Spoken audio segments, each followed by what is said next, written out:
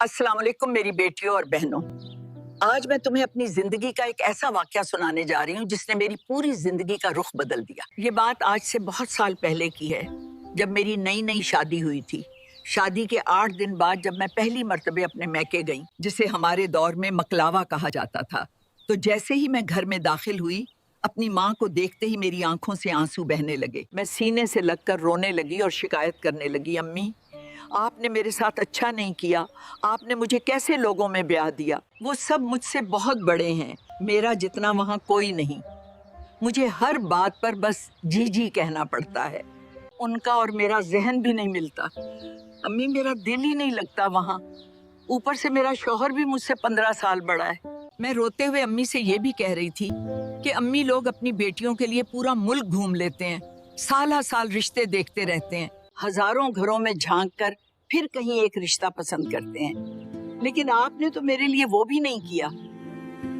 मैं वहाँ खुद को बिल्कुल अकेला महसूस करती हूँ। मैं रोती जा रही थी और मेरी अम्मी चुपचाप मुझे देखती जा रही थी।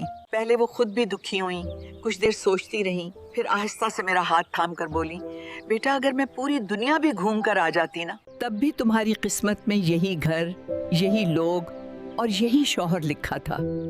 मैं लाख कोशिश कर लेती, मगर नसीब की लकीर तो वही रहती है।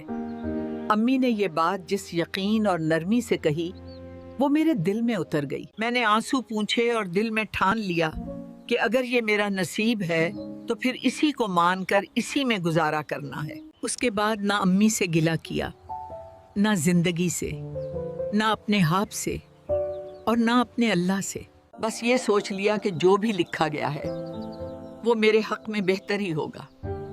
फिर जिंदगी में कई इम्तिहान आए, कभी हालात आसान हुए, कभी मुश्किल, मगर अल्लाह का शुक्र है मैंने नबाह किया।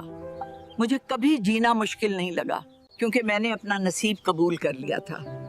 और यकीन मानो मेरी बेटियों, वक्त गुजरने के साथ मुझे वाकई महसूस हुआ कि मेरे लिए अल्लाह का यही फैसला बेहतरीन था।